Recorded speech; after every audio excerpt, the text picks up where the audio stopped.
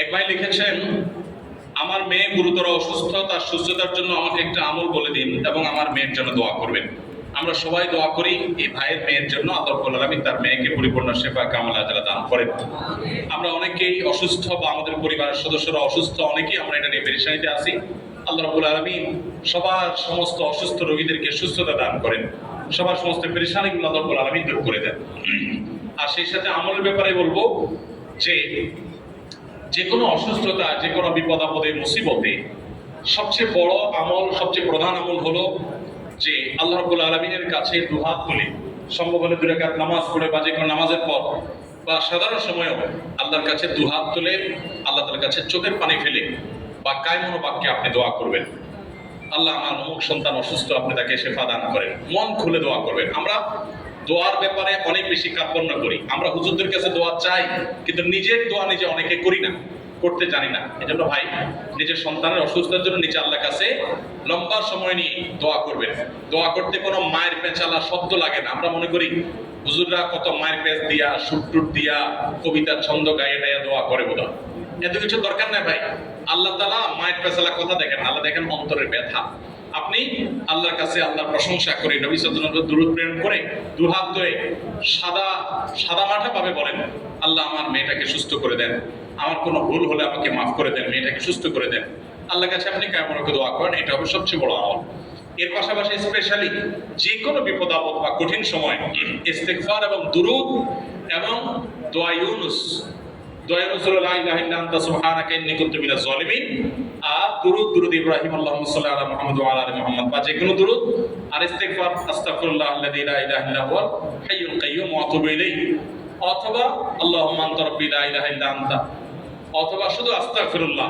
এই ইস্তেগফার বেশি বেশি করে পড়বেন। তাহলে দুরূদ, ইস্তেগফার, দোয়া ইউনুস, এই তিনটা কন্টিনিউয়াসলি পড়বেন আর আল্লাহর কাছে দুহাত তুলে দোয়া করবেন। ইনশাআল্লাহ আল্লাহ তাআলা শিফা দান করবেন। বিশেষ করে অসুস্থতা হলে, অসুস্থতা থেকে আরোগ্য লাভের জন্য, ব্যথা হলে, জ্বর হলে তার জন্য দোয়া আছে আলাদা। এছাড়া অন্য কোনো অসুস্থতা হলে জেনারেল সাধারণ দোয়া আল্লাহ তাআলার কাছে করবেন। আমরা দোয়া করি আবারও আল্লাহ তাআলা আমাদের ভাই মেয়েকে পরিপূর্ণ শিফা দান করেন। আমি একজন কলেজের ছাত্র, আমি কোরআন হাদিস ও আব্দুল্লাহ জাহাঙ্গীর স্যারের বই পড়ে আমল করি। এতে সমাজের অনেকে আমাকে ওয়াহাবি, আহলে হাদিস বলে গালি দেয় এবং কোরআন হাদিস পড়তে নিষেধ করে, কারণ এসব নাকি আহলে হাদিসের আমল। এখন আমার করণীয় কি? কোরআন হাদিস পড়লে যদি কেউ আহলে হাদিস হয়ে যায় তাহলে সেটাই ভালো। আপনি আহলে হাদিস হয়ে যাবেন কোরআন হাদিস পড়লে, এটা যদি কেউ বলে, এটা তার মূর্খতা ছাড়া আর কিছু না। কোরআন হাদিস তো শুধু আহলে হাদিসের কেন, এটা সবার না, এটা মুসলমানদের, শুধু মুসলমানদের না, গোটা বিশ্বের সকল মানুষের জন্য। আল্লাহ কোরআনে বলেছেন হুদাল লিন্নাস, কোরআন পথ দেখাবে সকল মানুষকে, বিশ্ব মানবতাকে। অতএব মুসলমান হোক আর অমুসলমান হোক, কোরআন সবার জন্য গাইড বুক, অর্থাৎ অন্য অমুসলিমরাও যদি হেদায়েত চায় তাহলে কোরআনে সে হেদায়েতের গাইডলাইন বলা আছে। সো এই কোরআন হাদিস এটা আহলে হাদিসদের, আমাদের না বা অন্যদের না, বা অন্যরা এটা ডাইরেক্ট পড়বে না, এটা ভুল কথা। যারা বলছেন তারা হয়তো মনে করেন যে ডাইরেক্ট কোরআন হাদিস পড়লে আপনি ভুলভাল বলবেন করবেন এরকম কিছু। কোরআন হাদিসে আপনি নিজে নিজে তো আর পড়বেন না, নিশ্চয়ই কোনো আলিম, কোনো উস্তাদ কারো সহযোগিতা নেবেন। কারণ আপনি কোরআন বোঝার জন্য, হাদিস বোঝার জন্য আপনার একজন পরামর্শক বা একাধিক পরামর্শক বা উস্তাদ, তাদের গাইডেন্স আপনার জন্য খুবই গুরুত্বপূর্ণ, সেটা আপনার মাথায় রাখতে হবে। কিন্তু কোরআন হাদিস আমাদেরকে পড়তেই হবে, কোরআন হাদিস পড়ার কোনো বিকল্প নাই।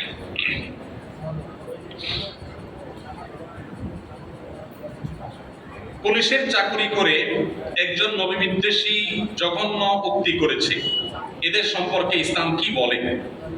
প্রিয় নবী সাল্লাল্লাহু আলাইহি সাল্লাম সম্পর্কে যদি কেউ কটূক্তি করে, নোংরা কোনো কথা বলে, ইসলামের বিচার, ইসলামের দণ্ডবিধিতে, ইসলামের আইনে এইরকম ব্যক্তি যদি তওবা করে ফিরে আসে, তাকে তওবার সুযোগ দেওয়ার কথা বলা আছে। যদি সে তওবা না করে তাহলে সর্বোচ্চ চরম শাস্তি তাকে দেওয়ার নির্দেশ ইসলাম দিয়েছে। মৃত্যুদণ্ডের কথা ইসলাম দিয়ে বলেছে, এবং এরপরে পৃথিবীর কোনো আলেমের কোনো ভিন্ন মত নেই। এটা ইসলামিক বিচার ব্যবস্থা থাকলে ইসলাম বিচারিকভাবে তার এই মৃত্যুদণ্ড কার্যকর করবার নির্দেশ দান করে। জনগণ, এদেশের বেশিরভাগ মানুষই ধার্মিক, ধর্মপ্রাণ, এদেশে মানুষের আমাদের ভুল ভাবনা আছে, কিন্তু ধর্মপ্রাণ, ধর্মের বিষয়ে এদেশের মানুষের আন্তরিকতা, আবেগের ঘাটতি নাই, জ্ঞানের ঘাটতি থাকতে পারে। আমরা অনেক ক্ষেত্রে ধার্মিকতা হয়তো আমাদের আছে, কিন্তু অনেক ক্ষেত্রে ত্রুটিও আছে। আমরা দুই জায়গায় একসাথে চলতে চাই, না বুঝে না জেনে, সেরকম অনেক ঝামেলা বা ত্রুটির জায়গা আমাদের থাকতে পারে। কিন্তু দেশের মানুষের মধ্যে ধার্মিকতা আছে বা ধর্মপ্রাণ দেশের মানুষ। ধর্মপ্রাণ জনগণের ট্যাক্সের টাকায় চাকরি করবে একজন মানুষ, আর সেই ধর্মপ্রাণ জনগণের অনুভূতিতে আঘাত করবে, এটা কোনোভাবে কোনো যুক্তিতে মেনে নেওয়া যায় না। যে পুলিশ অফিসারের ব্যাপারে কথা উঠেছে, আমি দেখেছি তার অনেকগুলো মন্তব্য, যদি অনেক আগে করেছেন তিনি এই মন্তব্যগুলো, কিন্তু তিনি এখনো সোশ্যাল মিডিয়াতে অ্যাক্টিভ আছেন। তিনি তার এই মন্তব্যগুলো প্রত্যাহার করেছেন। এরকম কোনো বক্তব্য, এরকম কোনো লেখনী নাই যে তিনি ভুল স্বীকার করেছেন, তার অবস্থান থেকে ফিরে এসেছেন, তিনি স্পষ্ট ঘোষণা দিয়েছেন, এরকম কোনো কথা নেই। তিনি আমাদের প্রিয় নবী সাল্লাল্লাহু আলাইহি সাল্লাম সম্পর্কে, আমাদের আয়েশা রাদিয়াল্লাহু আনহা সম্পর্কে এমন জঘন্য মন্তব্য করেছেন যে এই দেশের কোন পুলিশ অফিসার, এই দেশের ধর্মপ্রাণ জনগণের ট্যাক্সের টাকায় যার চাকরি বাকরির সকল সুযোগ সুবিধা সে পায়, যার পোশাক আশাক বেতন ভাতা সবকিছু ধর্মপ্রাণ মানুষের ট্যাক্সের টাকায় হয়, সেই লোক জনগণের ট্যাক্সের টাকা খেয়ে জনগণের অনুভূতিতে, ধর্মানুভূতিতে আঘাত করা, আমাদের প্রিয় নবী সাল্লাল্লাহু আলাইহি সাল্লামের স্ত্রীকে নিয়ে, আমাদের উম্মুল মুমিনিন মুসলমানদের মা আয়েশা রাদিয়াল্লাহু আনহাকে নিয়ে কটূক্তি করবে, এটা কোনোদিনই কোনোভাবেই মুসলমান মেনে নিতে পারে না। আমরা জোরালোভাবে দাবি রাখতে চাই ঊর্ধ্বতন কর্তৃপক্ষের কাছে যে গোটা বাহিনীকে কলঙ্কিত করার মতো এরকম যে মানুষ আছে, তাদেরকে বরখাস্ত করে তাদের বিচারের মুখোমুখি করা হোক, বিভাগীয় তদন্ত করে তাদেরকে তাদের এই অপকর্মের প্রায়শ্চিত্ত তাদেরকে করতে বাধ্য করা হোক। কারণ আমরা জানি আমাদের অনেক পুলিশ ভাইরা আছে, মানুষ হিসেবে তাদের যত ভুল ত্রুটি থাকুক, অনেক পুলিশ ভাইরা আছেন ধার্মিক, নামাজ কালাম পড়েন, অনেক আছেন হালাল হারাম মেনটেন করেন, যত সমস্যাই থাকুক অনেক পুলিশ ভাইরা আছেন যারা চেষ্টা করেন আল্লাহকে স্মরণ করতে। কিন্তু এরকম দুই একজন কুলাঙ্গা যে প্রিয় নবী সাল্লাল্লাহু আলাইহি সম্পর্কে কটূক্তি করে, তার স্ত্রী শাহাদুল আয়েশা রাদিয়াল্লাহু আনহা সম্পর্কে কটূক্তি করে, জঘন্য উক্তি, আমি সেগুলো কোট করতে পারবো না, না হলে আমি কোট করতাম।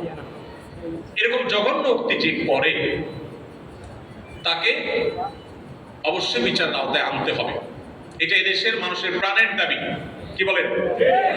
এদেশের মানুষ সবকিছু মেনে নিলেও, সবকিছু সহ্য করলেও প্রিয় নবী সাল্লাল্লাহু আলাইহি ওয়াসাল্লাম অপমান কোনোদিন সহ্য করেনি। এদেশে প্রিয় নবী সাল্লাল্লাহু আলাইহি ওয়াসাল্লামের অপমান সহ্য করার ইতিহাস কখনো, সবকিছু মেনে নিলেও মুসলমানরা এদেশে কখনো প্রিয় নবী সাল্লাল্লাহু আলাইহি ওয়াসাল্লামের অপমান সহ্য করেনি। অতএব আমি আশা করব যে এই কুলাঙ্গারকে একজনের জন্য কেন গোটা বাহিনী তার এই কলঙ্কের দায় নিয়ে বেড়াবে, বরং তাকে উপযুক্ত শাস্তি দেওয়ার মাধ্যমে, তাকে বরখাস্ত করার মাধ্যমে গোটা বাহিনী তারা কলঙ্ক মুক্ত হওয়ার চেষ্টা করবে। অন্তত তার এই অপকর্ম, এটাকে যে তারা সমর্থন করে না, এটা তারা প্রমাণ করবে। এটা আমি আশা করি এবং দৃঢ়ভাবে বিশ্বাস করি, এবং তাদের প্রতি সেই উদাত্ত আহ্বানও আমি রাখি যে ইমানের দাবি থেকেও এবং দেশের শান্তি শৃঙ্খলা, বিশেষ করে জনগণের যে আপনার ইমানি চেতনা আছে, সেটার প্রতি শ্রদ্ধা দেখিয়ে এটি করা উচিত। এবং আমাদের সংবিধানও কোনো মানুষের ধর্মীয় অনুভূতিতে আঘাত হানার অনুমতি আমাদেরকে দেয় না। এমনকি আমরা মুসলমানরাও অন্য কোন ধর্মের মানুষের কোন ধর্ম নিয়ে, ধর্মীয় ব্যক্তি নিয়ে কোনো কটূক্তি করা, নোংরা মন্তব্য করা, তাদেরকে হার্ট করতে পারে, হিট করতে পারে, এরকম কথা বলার শিক্ষা ইসলাম আমাদেরকে দেয় না। কোরআনে আল্লাহ তাআলা নিষেধ করেছেন যে তোমরা তাদের উপাস্যদেরকে গালমন্দ করো না, বা যারা উপাসনা করে আল্লাহ ছাড়া অন্য কাউকে, তাদের গালমন্দ করো না, আল্লাহ নিষেধ করেছেন। তাহলে আমরা আশা করব যে এই পুলিশ অফিসারের দৃষ্টান্তমূলক শাস্তি দেওয়া হবে, যে প্রিয় নবী সাল্লাল্লাহু আলাইহি ওয়াসাল্লাম এবং আমাদের আয়েশা সম্পর্কে জঘন্য এবং নোংরা ভয়ঙ্কর ভাবে তার নিয়ে কটূক্তি করেছেন, বাজে কথা বলেছে। কি বাজে কথা বলেছে আমি সেটা মুখ দিয়ে উচ্চারণ করতে চাচ্ছি না, এই নোংরা কথাগুলো আমার মুখ দিয়ে উচ্চারণ করতে চাচ্ছি না, সোশ্যাল মিডিয়াতে আপনারা ঘাটলে দেখতে পাবেন। অতএব জনগণের, ধর্মপ্রাণ জনগণের ট্যাক্সের টাকায় যার পোশাক আশাক, খাওয়া দাওয়া, বেতন ভাতা হয়, কত বড় নিমক হারাম হলে, কত বড় নির্লজ্জ হলে, কত বড় বেহায়া হলে সেই জনগণের ধর্মানুভূতিতে আঘাত হওয়ার দুঃসাহস করে। আমরা দোয়া করি আল্লাহ রাব্বুল আলামিন এই লোকটাকে হেদায়েত দান করুন, তিনি তার ভুল বুঝতে পেরে প্রকাশ্যে তওবা করে তার অবস্থান থেকে ফিরে আসুন। আমরা সেই আহ্বান তার প্রতিও রাখছি। আল্লাহ তাআলা আমাদের সবাইকে তওবা করার তৌফিক নসিব করুন। যারা ধর্মীয় লেবাসকে পুঁজি করে দুর্নীতি করে বেড়ায়, এটা কেমন কাজ? অনেকে এখন দুর্নীতির চেয়ে দায় টুপিকে নিয়ে বেশি ট্রল করতেছে। ভাই, সম্প্রতি প্রশ্নপত্র ফাঁসের ঘটনায় আপনারা জানেন, এক ব্যক্তির আলোচনা খুব বেশি হচ্ছে যে তিনি মাথায় টুপি, মসজিদে যাওয়া, ধর্মীয় কাজ করা, এগুলোর জন্য চেষ্টা করেছেন এবং তিনি নাকি বলেছেন যে আমি এই দুর্নীতি করে অবৈধভাবে উপার্জন করা টাকা সব আল্লাহর রাস্তায় খরচ করেছি, দিনের কাজে খরচ করেছি। এই আল্লাহর রাস্তায় চুরি করে সেই টাকা আল্লাহর রাস্তায় খরচ করাটা হলো কোরবানির জন্য গরু চুরি করার মতো। একজনে গরু চুরি করছে, আরেকজনে গরু চুরি করে এনে বিসমিল্লাহ আল্লাহু আকবার বলে কোরবানি করে দিয়েছে গরু। সওয়াব হবে না গুনাহ হবে? সে যদি বলে আমি তো ভালো কাজ করছি, চুরি করলে কি হবে? চুরি গরু দিয়া কোরবানি করছি, তারে ভালো কাজের কোনো মূল্য আল্লাহর কাছে হবে? গাছের গোড়া কেটে আগায় পানি ঢাললে যেরকম কোনো লাভ হবে না, ঠিক একই ভাবে দুর্নীতি করে অবৈধভাবে সম্পদ উপার্জন করে কিছু দান সাদকা করে দিলে আল্লাহর সন্তুষ্টি সেরকম অর্জন হবে না। আপনি মানুষের চোখে ধুলি দিতে পারেন। আমাদের দেশে অনেকেই আছেন যারা চুরি ডাকাতি 2 নম্বরই করে সম্পদের পাহাড় গড়েন। এরপরে একটা বয়সে এসে রিটায়ারমেন্টে যাওয়ার পর বা একটা পর্যায়ে এসে মসজিদে, মাদ্রাসায়, মাহফিলে হুজুরদেরকে, আলেম ওলামাদের, গরিব দুঃখীদের দান সাদকা করে তার একটা ইমেজ তৈরি করেন এলাকাতে। হাজী সাহেব, গাজী সাহেব, টুপিওয়ালা সাহেব, জুব্বাওয়ালা সাহেব, উনি অনেক সাহেব হয়ে যান। কিন্তু এই সাহেব মূলত জনগণের টাকার চোর, সম্পদ লুণ্ঠনকারী, অবৈধ উপার্জনকারী, দুর্নীতিবাজ। কিন্তু তিনি তার একটা ফেস মানুষের সামনে তুলে ধরেন, তিনি দানবীর। তো তার এই দানবীরতা দেখে, দানশীলতা দেখে সাধারণ মানুষ বিভ্রান্তিতে পড়ে যান, তারা তাকে ভালো মনে করেন হয়তোবা, কিন্তু আল্লাহ তাআলা তার প্রিভিয়াস সকল হিস্ট্রি জানেন না। তো এই সমস্ত দান সদকা করে মানুষের চোখে ধুলি দেওয়া যেতে পারে, কিন্তু আল্লাহকে কোনোভাবে বিভ্রান্ত করার সুযোগ নেই। আল্লাহ সবকিছু জানেন বিধায় যে আল্লাহর কাছে শাস্তি এবং পুরস্কার, যে আল্লাহর কাছে জান্নাত এবং জাহান্নাম, সে আল্লাহকে কোনোভাবে এই দুর্নীতির টাকা দান করে খুশি করার কোনো সুযোগ নেই। এখন যারা বলছেন যে এই লোকটা দায় টুপি রেখে তারপরে দুর্নীতি করছে, শুধু এই লোকটা করছে তা না, আমাদের সমাজে অনেক লোক আছে দেখবেন দায় টুপি লাগাইয়া তারা দুর্নীতি করতেছে। এখন এটা দেখে অনেকে সোশ্যাল মিডিয়াতে দায় টুপির সমালোচনা শুরু করছে। তো এটা হলো আরেক মূর্খতা। কেন মূর্খতা বললাম? দেখেন, 10 টাকার নোট জাল হয় না, 1000 টাকার নোট জাল হয়। যারা টাকা জাল করে 10 টাকার নোট জাল করে, কত টাকার নোট জাল করে? কেন 1000 টাকার নোটে জাল করে? এটার ভ্যালু অনেক বেশি। যেটার ভ্যালু বেশি ওইটার জাল হয়, যেটা ভ্যালু কম ওইটার কি হয় না। দায় টুপির ভ্যালু বেশি দেখেই তো চোর ডাকাতরা ওইটা নকল করে। দায় টুপির মর্যাদা বেশি দেখেই চোর ডাকাতরা সেটা নকল করে। এখন 10 টাকার নোট যদি বলে যে ভাই আমার তো কোনোদিন জাল হলো না, ও 1000 টাকার নোট, তুমি খারাপ মানুষ, এই জন্য তোমারে জাল করে মানুষ। 10 টাকার নোটের এই যুক্তি কি সঠিক না ভুল? আরে বেটা, তোমারে জাল করে কি লাভ হবে? তুমি 10 টাকা, তোমার দাম কি? এই জন্য তোমারে জাল করে না। 1000 টাকার নোটের জাল করা হয়, সেজন্য এটা কি 1000 টাকার নোটের কোনো দোষ? 1000 টাকার নোটের জাল হয়, সেজন্য কি 1000 টাকার নোটের মর্যাদা কমে? অতএব দায় টুপির মর্যাদা বেশি দেখে সেটাকে জাল করা হয়, এই জন্য দায় টুপির মর্যাদা কমবে। চিটাররা দায় টুপি পরে চিটারি করে, ভোট চোর, তারপরে আপনার দুর্নীতিবাজ, ডাকাত, মানুষের সম্পদ আত্মসাৎকারী, বিভিন্নভাবে প্রতারণা যারা করে, বিভিন্ন সময় এরা অনেকে ধার্মিক সাজে। এরা হলো ধর্ম ব্যবসায়ী। এরা হলো ধর্ম ব্যবসায়ী। সে ধর্ম ব্যবসা করছে, অন্যায় করতে গিয়ে ধর্মের লেবাস ধারণ করেছে। এখান থেকে বোঝা যায় ধর্মের লেবাসের ভ্যালু এই সমাজে আছে, এই জন্য সে সেটা ধারণ করেছে। এটাতে ধর্মের লেবাসের মর্যাদা আরো বাড়ে, এটার মর্যাদা যে আছে সেটা আরো প্রমাণ হয়। যারা এটা সমালোচনা করছে, ধর্মের লেবাসের সমালোচনা করছে, তারা মূর্খতার পরিচয় দিচ্ছে। তারা দুর্নীতি বাদ দিয়ে এখন ধর্মের লেবাসের সমালোচনা করছে। ভাইরা আমার, 1000 টাকার নোট এর দাম বেশি, সেজন্য সেটাকে জাল করা হয়। এখন আপনি কি সমালোচনা জাল করার করবেন না নোটের সমালোচনা করবেন? জালকারী সমালোচনা করবেন না নোটের সমালোচনা করবেন? ঠিক একই ভাবে যে টুপি দাড়ি করে দুর্নীতি করেছে আপনি তার দুর্নীতির সমালোচনা করবেন, টুপি দাড়ির না। আল্লাহ তাআলা আমাদেরকে সঠিকটা বোঝার তৌফিক দান। আমার আপার বিয়ে হয় না, বিয়ের জন্য তাবিজ ব্যবহার করা যাবে কিনা? অনেক সময় সময় মতো বিয়ে না দেওয়ার কারণে এরপরে বিয়ে ব্যাটে বলে আর হয় না, উপযুক্ত ছেলে মিলানো যায় না। বিশেষ করে একটা সমস্যা আমি দেখতে পাচ্ছি ইদানিং, অনেক ছেলের বাবারা এসে আমার পরিচিত যারা তারা বলে যে ভাই একটা মেয়ে দেখেন। তো আরেকটা মেয়ের বাবার সাথে পরিচয় আছে, ওই মেয়ের সিভি যদি দেই, দেখে বলে বয়স তো বেশি, আমার ছেলের সাথে ম্যাচ করে না। কদিন আগে একজন আমার অফিসে আসছেন, 2-3টা সিভি দিলাম বেচারাকে, যতগুলাই দিলাম বলতেছে ভাই আমার ছেলের চেয়ে মেয়ের বয়স আরো বেশি, আপনি কি দিলেন এটা?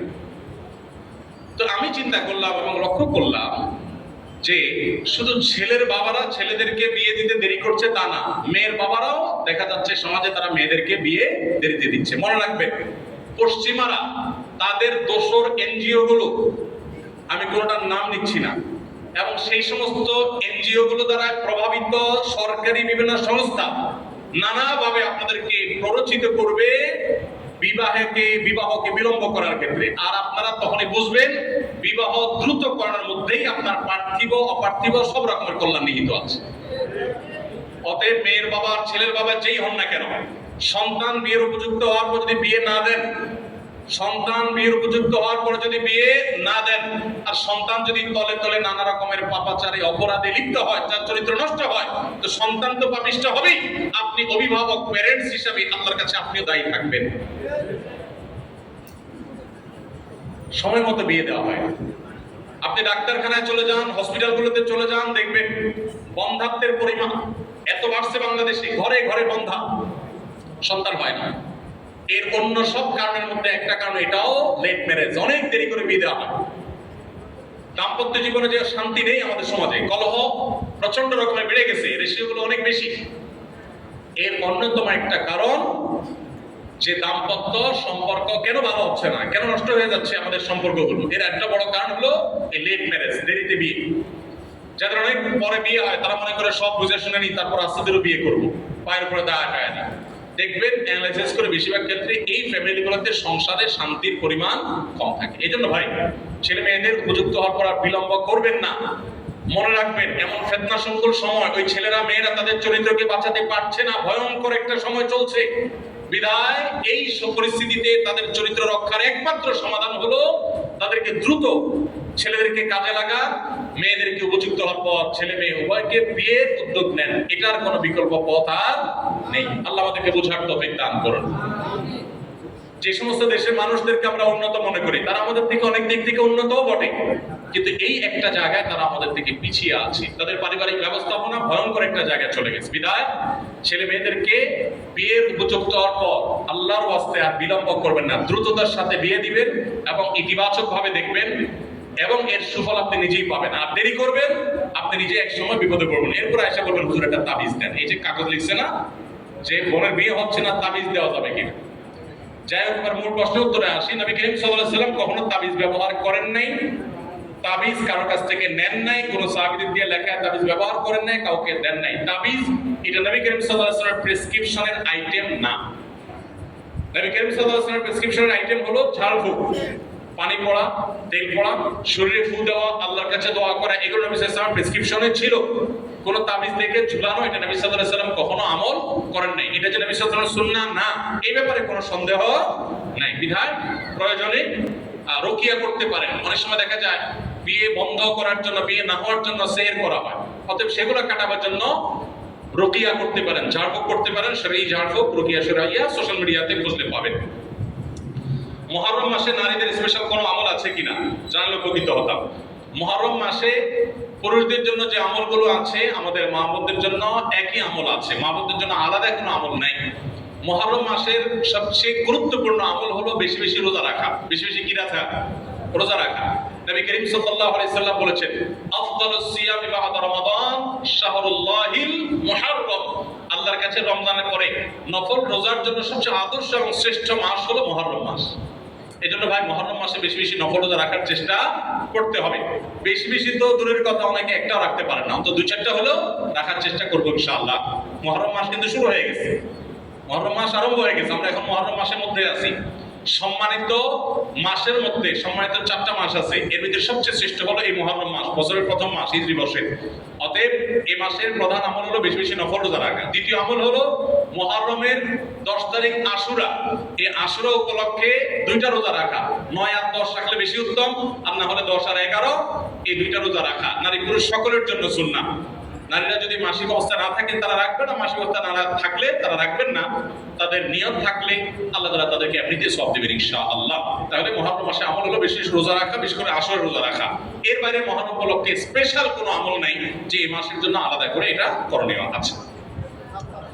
আমাদের অঞ্চলে কাদিয়ানীয় খ্রিস্টানদের প্রভাব বেশি এবং তাদের কার্যক্রম চলে, এ ব্যাপারে আমাদের করণীয় কি? আপনাদের করণীয় হলো ওলামা একরাম এবং সাধারণ শিক্ষিত ভাইরা সবাই কাঁধে কাঁধ মিলিয়ে প্রতিটা ঘরে ঘরে, প্রতিটা মহল্লায় মহল্লায় কোরআন এবং সুন্নাহর দাওয়াত পৌঁছানো। প্রত্যেকটা মানুষকে মসজিদমুখী করা, পুরুষদেরকে, মহিলাদেরকে দ্বীনি চেতনা তৈরি করা, তাদের তালিমের হালাকা চালু করা, দ্বীনি চেতনা তৈরি করা ইমাম সাহেবদের দায়িত্ব। এই এলাকাগুলো গোমরাহি দ্বারা যদি ভরে যায়, মানুষ যদি বিভ্রান্তির পথে চলে যায়, মানুষ যদি পথ হারা হয়, ঈমান হারা হয়, মনে রাখবেন এলাকার উলামা একরাম আপনাদের দায় সবচেয়ে বেশি, ইমাম সাহেবদের দায় সবচেয়ে বেশি। আপনার মসজিদ এরিয়াতে যত মানুষ আছে সবার কাছে আপনার দাওয়াত পৌঁছাইতে হবে। শুধু মসজিদে জুমার খুতবা দিয়ে দিলেন, চাকরি রক্ষা করলেন, নামাজে নামাজ পড়াই দিলেন আর দায় মুক্ত হলেন, খবরদার, এটা যথেষ্ট না। আপনি প্রত্যেকটা দোকানদারকে, প্রতিটা বাড়িওয়ালাকে, প্রতিটা গাড়িওয়ালাকে, প্রতিটা রিক্সাওয়ালাকে আপনি দাওয়াত দিবেন ইসলামের। ইসলামকে এটা বুঝাবেন, ষড়যন্ত্র কি চলছে সেটা বুঝাবেন। সামান্য কিছু টাকার কাছে যেন ঈমান বিক্রি না করে। খ্রিস্টানরা তারা চক্রান্ত করে আমাদের সরল মনা মুসলমানদেরকে টাকা পয়সার লোভ দিয়ে বেঈমান করছে। কাদিয়ানীরা তারা বিভিন্ন সুযোগ সুবিধার অফার দিয়ে আমাদের সরল মনা মুসলমানদেরকে বেঈমান করছে। মুসলমানকে শিক্ষা দিতে হবে যে পৃথিবীর সমস্ত সম্পদের বিনিময়ে তোমার ঈমান বিক্রি করা এটা তোমার সাজে না। এই ঈমানের চেতনা যদি আমরা তৈরি করতে পারি, দাওয়াতের কাজ যদি বাড়াতে পারি, তালিমের কাজ যদি বাড়াতে পারি, ইনশাআল্লাহ শয়তানদের শয়তানি চক্রগুলো থেমে যাবে। আমাদের কাঁধে কাঁধ মিলিয়ে যাওয়াতে হবে। সকল মতপার্থক্য ভুলে গিয়ে, আমরা জানি এই অঞ্চলে আপনারা নানা রকম ইখতিলাফের মধ্যে ডুবে আছেন।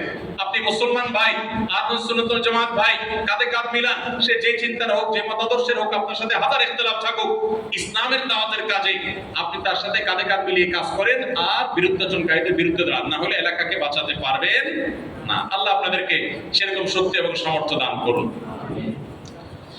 আশুরার করণীয় বর্জনীয় সম্পর্কে জানতে চাই। 10ই মুহররমকে আশুরা বলা হয়। 10ই মুহররমকে কি বলা হয়? আশুরা। মুহররমের 10 তারিখ এটি কোরআন এবং হাদিসের দৃষ্টিকোণ থেকে খুবই গুরুত্বপূর্ণ এবং তাৎপর্যপূর্ণ একটা দিন। সারা বছরের ফজিলত এবং মর্যাদাপূর্ণ কয়েকটা দিনের একটা হলো আশুরা। মুহররমের 10 তারিখ বা 10ম দিনটি এটি তাৎপর্যপূর্ণ হওয়ার কারণ হলো এই দিনে আল্লাহ রাব্বুল আলামিন পৃথিবীর ইতিহাসে বহু নবী রাসূলকে অন্যায় এবং বাতিলের বিরুদ্ধে বিজয় দিয়েছেন। অনেক বড় বড় ঘটনা এই দিনে ঘটেছে এবং কিয়ামতের আগে আরো ঘটবে। এই দিনের সবচেয়ে বড় ঘটনা যেটি ঘটেছে বা সবচেয়ে বড় আলোচিত ঘটনা হাদিসে, সেটি হলো এই দিনে আল্লাহ নবী মূসা আলাইহিস সালামকে আল্লাহ তাআলা ফেরাউনের বাহিনীর বিরুদ্ধে বিজয় দিয়েছেন। মূসা আলাইহিস সালাম এবং ঈমানদারদের বিজয়ের দিন এটি। আশুরার 10 তারিখ বা মুহররমের 10 তারিখ বা আশুরা, এটি হলো বিজয়ের দিন মূসা আলাইহিস সালামের এবং বনী ইসরাঈলের। ফেরাউন তাদেরকে ধাওয়া করেছে, আল্লাহ তাআলা তাদের জন্য নীল নদে আল্লাহ তাআলা তাদের জন্য নদীর উপরে রাস্তা করে দিয়েছেন। সেই রাস্তা তারা পার হয়ে গেছেন অলৌকিকভাবে। আর ফেরাউন তার বাহিনী সহ তাদের অনুসরণ করতে গিয়ে মাঝ নদীর দিকে নিমজ্জিত হয়েছে। এখনো ফেরাউনের লাশ মিশরের পিরামিডে আছে। আল্লাহ বলেছেন ওয়াকাযালিকা নুনাজ্জিকা লিবাদানিকা লিতাকুনা লিমান খালফাকা আয়া। তোমার দেহকে, হে ফেরাউন, তুমি যে অহংকারী ছিলে, তোমার দেহকে কিয়ামত পর্যন্ত আমি রেখে দিব, নষ্ট হতে দিব না, যাতে পরবর্তী প্রজন্মের কাছে তুমি শিক্ষার বিষয় হও, তোমাকে দেখে শিক্ষা নিতে পারে যে আল্লাহ দ্রোহীদের শাস্তি কি হয়, যত বড় পাওয়ারফুলি হোক না কেন। তো যাই হোক, সেই আশুরা হলো মুহররমের এই 10 তারিখ। সেই আশুরা, এটার সাথে মূসা আলাইহিস সালামের বিজয় জড়িত, ফেরাউনের পরাজয় জড়িত, হক এবং বাতিলের দ্বন্দ্বের মধ্যে চূড়ান্ত এবং শেষ বিজয় হকের হয়, সেই শিক্ষা আশুরা আমাদেরকে দেয়। আশুরা উপলক্ষে আমাদের করণীয় হলো 2টা রোজা রাখা। সবচেয়ে উত্তম হয় 9 এবং 10 রাখা। কেন উত্তম? কারণ নবী করিম সাল্লাল্লাহু আলাইহি সাল্লাম যে বছর ওয়াফাত হয়েছে তিনি বলেছেন, যদি আমি আগামী বছর বেঁচে থাকি লা আসুমান্নাত তাসিআ ওয়াল আশির, তাহলে আমি 9 এবং 10 জিলহজের এই 2 দিন রোজা রাখবো। এইজন্য 9 তারিখ আর 10 তারিখ রোজা রাখা উত্তম। আর যদি 9-10 তারিখ রাখতে না পারেন তাহলে 10 আর 11 রাখবেন, 2টা রোজা রাখা উত্তম। ইহুদিরা শুধু একটা রোজা রাখে, নবী সাল্লাল্লাহু আলাইহি সাল্লাম আমাদের রোজাকে তাদের থেকে স্বতন্ত্র করবার জন্য, তাদের থেকে পৃথক করবার জন্য 2টা রোজার নির্দেশ দিয়েছেন। এজন্য আশু পরক্ষে 2টা রোজা রাখা সুন্নাত। সময় যেহেতু কম, বাকি প্রশ্ন উত্তর আমরা না দেই নাকি? 5 মিনিট আছে, 10 মিনিট আমরা সুন্নতের জন্য দিব। যাদের ওযু নাই তারা ওযু করে ফেলেন, ওযুর জন্য কোনো সময় দেওয়া হবে না। আজান হয়ে গেছে, আমরা সরাসরি সুন্নাত পড়ে নামাজ শুরু করবো ইনশাআল্লাহ। সমকামিতা তো জেনার মতোই অপরাধ, কত মানুষই তো জেনা করে। আমার প্রশ্ন হলো, সম্প্রতি আলেম ওলামাদেরকে সমকামিতা নিয়ে অনেক বেশি কথা বলতে শোনা যায়। আলেম ওলামাকরাম সমকামিতা নিয়ে এত আলোচনা কেন করছেন? জেনার অপরাধ তো আমাদের সমাজে তার চেয়ে বেশি আসে। খুবই সুন্দর এবং দরকারি একটা প্রশ্ন ভাই। সমকামিতা নিয়ে ওলামায়ে কেরাম অনেক বেশি অরিড, অনেক বেশি দুশ্চিন্তায় আছেন।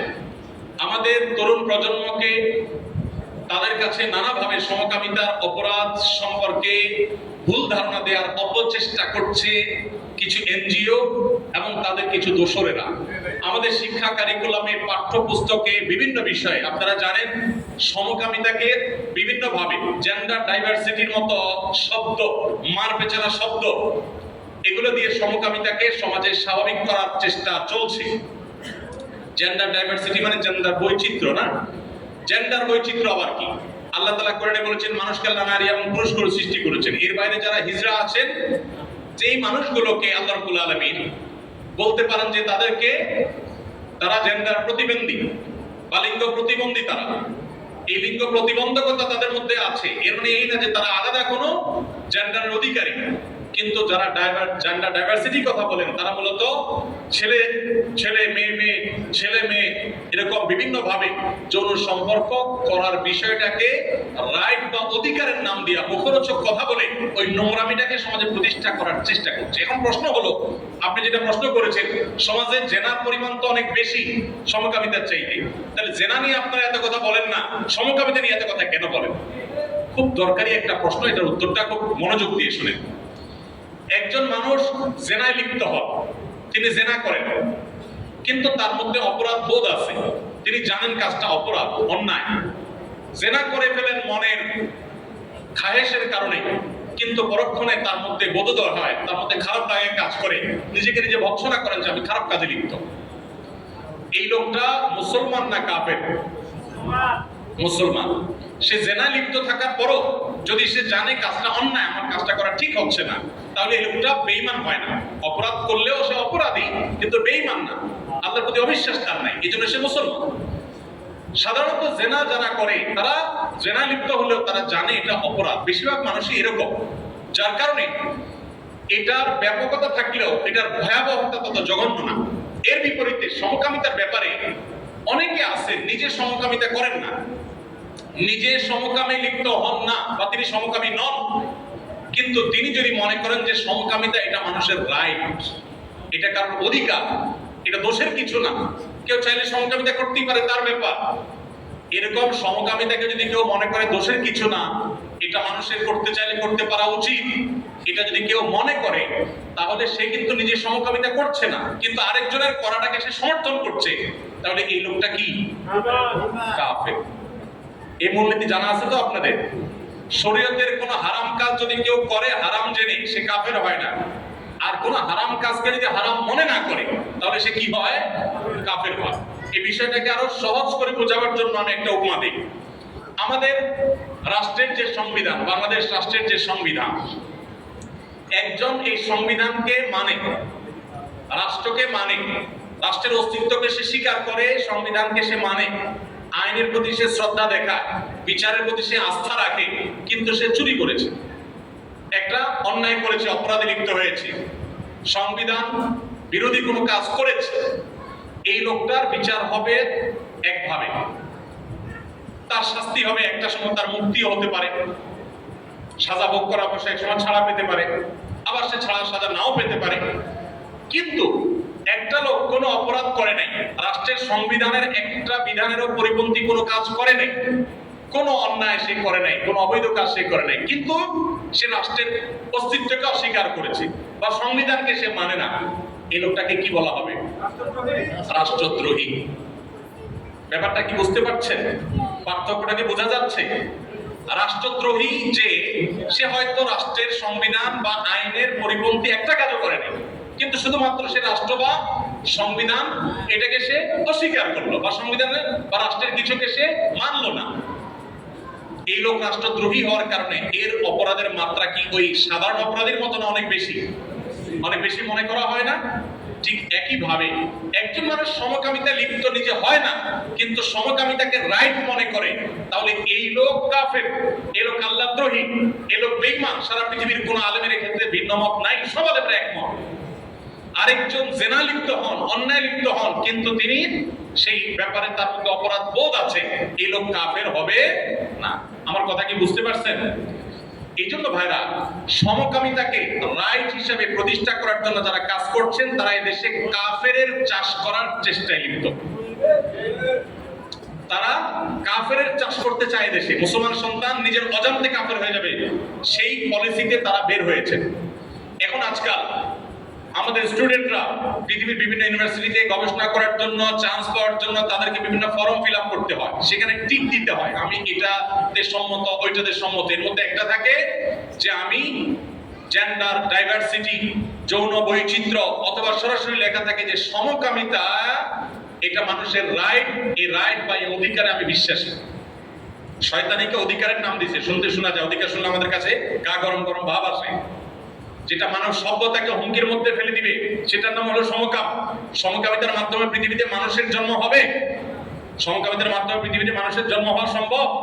গোটা পৃথিবীর অস্তিত্ব হুমকির মধ্যে পড়বে যদি সমকামিতার উপর পৃথিবী উঠে যায়। আজকে পশ্চিমা দুনিয়া তাকায় দেখেন, ছেলে মেয়ে হচ্ছে না, বাচ্চা কাচ্চা হচ্ছে না, সে যে সমস্ত দেশের সরকাররা বাচ্চা কাচ্চা হলে পুরস্কার দেয়, প্রণোদনা দেয়, ভাতা দেয়, একটা বেশি দুটা হলে আরো বাড়ায় দেয়, তারপরে কেউ বাচ্চা কাচ্চা নিচ্ছে না। ঘরে ঘরে যৌন অপরাধ বেড়ে চলেছে। সমকামিতা যে সমাজে বাড়বে সেই সমাজে মানুষের সংকট তৈরি হবে। ইসলাম এই জন্য এটাকে ভয়াবহ অপরাধ হিসেবে উল্লেখ করেছে। এমনকি জেনার যে শাস্তি, জেনা যদি বিবাহিত মানুষ জেনা লিপ্ত হয় তার তো মৃত্যুদণ্ড, আর সমকামিতাকে লিপ্ত হলে বিবাহিত হোক অবিবাহিত হোক, সাহাবায়ে কেরাম অনেকে তাকে সাধারণ না অত্যন্ত নির্মমভাবে মৃত্যুদণ্ডের বিধান দিয়েছে। ইসলামের সে বিধান রয়েছে। এই জন্য ভাই এটা খুব ভয়াবহ ব্যাপার। আজকাল দেখা যায় আমাদের দেশেও অনেক প্রতিষ্ঠানে এই সমকামিতা বান্ধব আপনার মূলনীতি করা হচ্ছে, পলিসি তৈরি করা হচ্ছে। বিশেষ করে একটা এনজিও, তারা এটার নেতৃত্বে আছে সারা দেশে সমস্ত প্রতিষ্ঠানগুলোতে, সরকারি প্রতিষ্ঠানগুলোতে তারা পুশ করতেছে, বুঝে না বুঝে এই জেন্ডার ডাইভার্সিটির নামে, যৌন বৈচিত্র্যের নামে আমাদের তরুণ প্রজন্মকে, এমনকি শিশুদেরকে তাদেরকে সমকামী বানানো হচ্ছে। আপনারা জেনে অবাক হবেন, বাচ্চাদের খেলনার ক্ষেত্রে আপনারা জানেন মেয়ে বাচ্চারা পুতুল নিয়ে খেলতে, হাড়ি পাতিল নিয়ে খেলতে পছন্দ করে, তাদের প্রকৃতিগত সৃষ্টিগত টান ওইটার দিকে। আর ছেলে বাচ্চারা গাড়ি ঘোড়া নিয়ে, সাইকেল রিক্সা নিয়ে বা এই জাতীয় জিনিস নিয়ে খেলতে পছন্দ করে, তাই না? আপনারা অনেকে খেয়াল করেছেন হয়তোবা যে এক শ্রেণীর এনজিও আছে, তারা এই খেলনার ক্ষেত্রে 3 থেকে 5 বছরের বাচ্চাদেরকে টার্গেট করে তাদের খেলনার ক্ষেত্রে এমন ভাবে এটাকে কম্বাইন করে দিচ্ছে যে ছেলে বাচ্চা সে হাড়ি পাতিল নিয়ে খেলা করবে, আর মেয়ে বাচ্চা সে গাড়ি নিয়ে খেলা করবে, এবং দুইটা নিয়ে দুজন খেলা করবে। অর্থাৎ এক্ষেত্রে ওই যে যৌন যে পার্থক্য আছে বা আপনার জেন্ডারগত যে পার্থক্য আছে, পার্থক্যটা রাখতে চায় না। আমাদের পাঠ্যপুস্তক বইয়ে, জাতীয় পাঠ্যপুস্তক বইয়ের পাতায় পাতায় আপনারা দেখবেন এই ছবিগুলো রয়েছে। এখন আমি এই বছরের বইয়ের কথা বলছি, আমি নিজের চোখে দেখে বলছি যে বাচ্চাদের খেলনার মধ্যে মিশিয়ে ফেলা হচ্ছে। এই যে আমাদের নারী পুরুষের যে বৈচিত্র্য আল্লাহ রেখেছেন, এটাকে ধ্বংস করে একাকার করে ফেলা যে চক্রান্ত চলছে, এটার মূল উদ্দেশ্য হলো সমাজে যৌন অস্থিরতা এবং বিশেষ করে সমকামিতাকে প্রবেশ করানো। যেহেতু আমাদের সংবিধানে এখনো সমকামিতা এটা অপরাধ হিসাবে উল্লেখ আছে, 2 বছর কারাদণ্ডের কথা বলা আছে সমকামিতা লিপ্ত হলে। এই জন্য এই অপরাধটাকে প্রতিষ্ঠা করবার এক শয়তানের চক্রান্ত চলছে। আল্লাহ তাআলা আমাদের সবাইকে এই শয়তানদের শয়তানি থেকে বেঁচে থাকার তৌফিক দান করুন। ভাইরা আমার, তাহলে বোঝা গেল তো সমকামিতা নিয়ে ওলামায়ে কেরাম কেন এত বেশি অরিড। কারণ এখানে তলে তলে মানুষ কাফের হবে, সে টেরও পাবে না। নবী সাল্লাল্লাহু আলাইহি ওয়াসাল্লাম বলেছেন একটা সময় আসবে সকালে মানুষ ইমানদার থাকবে, বিকালে বেঈমান হবে। ইউসবিহু রাজুলুন মুমিনান ওয়া ইউমসি কাফিরা। এখন সেই সময় চলে আসছে। আপনি একটা টিক দিয়েছেন যে আমি তো সমকামিতা লিপ্ত না, এই যে স্বীকৃতি দিলেন আপনি বেঈমান হয়ে গেলেন, আপনি আল্লাহর বিধান অস্বীকার করলেন। আল্লাহ তাআলা আমাদেরকে দুনিয়ার সব কিছুর লোভ এগুলোকে উপেক্ষা করে হলেও আল্লাহর প্রতি ঈমানকে টিকিয়ে রাখার তৌফিক নসিব করুন।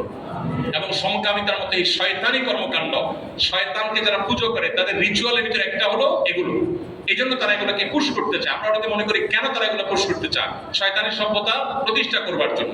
আল্লাহ তাআলা আমাদের সবাইকে এগুলোকে বিরুদ্ধে রুখে দাঁড়াবার তৌফিক দান করুন। জাযাকুমুল্লাহ খাইর। ভাই আরো প্রশ্ন আছে কিন্তু আমাদের হাতে সময় নাই, আমরা বলেছি নামাজের সময় অনেক বিলম্ব হয়ে গেছে। আপনাদের প্রশ্নগুলো আমরা নিয়ে যাচ্ছি ইনশাআল্লাহ, যদি আল্লাহ তৌফিক দান করেন আমরা এগুলো আমাদের সামনের জুমাবারের যে লাইভ অনুষ্ঠান আছে সেই লাইভ অনুষ্ঠানে ইনশাআল্লাহ